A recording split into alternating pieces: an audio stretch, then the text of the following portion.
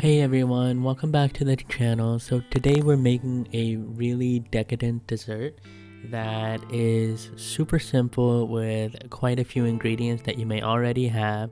Today we're making Nutella chocolate walnut brownies and the recipe will be in the description. So let's get started. So the first thing we're going to do is grab an 8x8 baking pan. We're going to melt some butter and with a brush just brush the bottom and sides with the melted butter. So the next thing we're gonna do is we're gonna grab some parchment paper and size it about 8 inches across on one side and a lot longer on the other side, and we're just gonna press it down into the pan so it sticks, and make sure you get the sides as well. It's okay if it overlaps just a little bit. Those flaps will help you pull it out of the oven when it's time. Then you're gonna go ahead and grab your butter again and just wipe the sides and the bottom lightly with butter so that it can easily slide out when it's done. Then you can go ahead and set it aside for later so we can get started with making the batter for the brownies. In a separate bowl, we're going to go ahead and grab 10 tablespoons of softened butter, and we're going to add it to the bowl with 1 cup of sugar, and we're going to go ahead and mix that until it becomes creamed. It does take some time for the mixture to get creamed. It took us between 4 and 5 minutes, so take your time and you'll get the perfect results that you want. Once the butter and sugar is creamed, go ahead and use a spatula and just scrape the edges down and bring everything to the middle. Then we're going to go ahead and add 1 teaspoon of vanilla extract.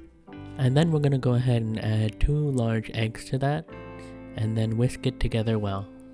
Once everything has been whisked together well, we're going to go ahead and add half a cup of cocoa powder, half a cup of all-purpose flour, and just a pinch of salt.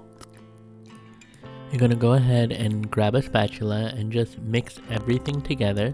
It does take a little bit of time to incorporate and the batter will look a little chunky, but it does incorporate well together. The reason it does this is because the cocoa powder is extremely dry, but everything does come together, so take your time while you mix it. Now we're going to go ahead and add half a cup of Nutella. This is completely optional. The batter is technically done right now, but if you want to add that extra bit of flavor, you can go ahead and add Nutella. Now you just mix everything together. Another optional thing you can add is walnuts. So go ahead and add 1 cup of walnuts if you want, and go ahead and fold it into the batter. You're going to go ahead and grab your baking pan and just empty the batter into the center of the baking pan. Now with the spatula, you're going to go ahead and spread a nice even layer. If the layers aren't even, you're going to get uneven baking where some parts will be really chewy and other parts will be a little bit hard. So try and get as even as a layer as you can when you spread it in the pan. If you take a look, this is how it looks. Go ahead and place it in the oven for 30 to 35 minutes at 325 degrees Fahrenheit. Then we're gonna let it cool for about 15 minutes after that. So this is how it looks when it comes out of the oven. You should have a nice crusty layer on top and it should still be ooey gooey in the middle, but not salmonella ooey gooey, just delicious ooey gooey. So we're gonna go ahead and grab a spatula and just pry the side just a little bit where the paper was not sticking there. And after that, when you lift it out, it should just pop up really easy, as you can see, just like that. And just place it on the rack just like that for another 10 minutes before you cut it. So they should look something like this after you serve them. They make about 9 pieces.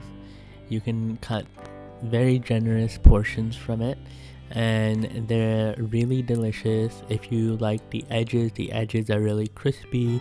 If you're more of a center eater, well, there's only one center piece, so you guys will be fighting over that piece, but it does look delicious. It tasted amazing. You get just a hint of Nutella when you take a bite in it, so it's absolutely amazing. If you take a look at the cross section, you can see all those walnuts in between, and if you're allergic to nuts, you probably shouldn't add the walnut. But I want to thank you guys so much for watching. If you enjoyed it, please leave a like and subscribe as well. I hope you have a good one. Take care.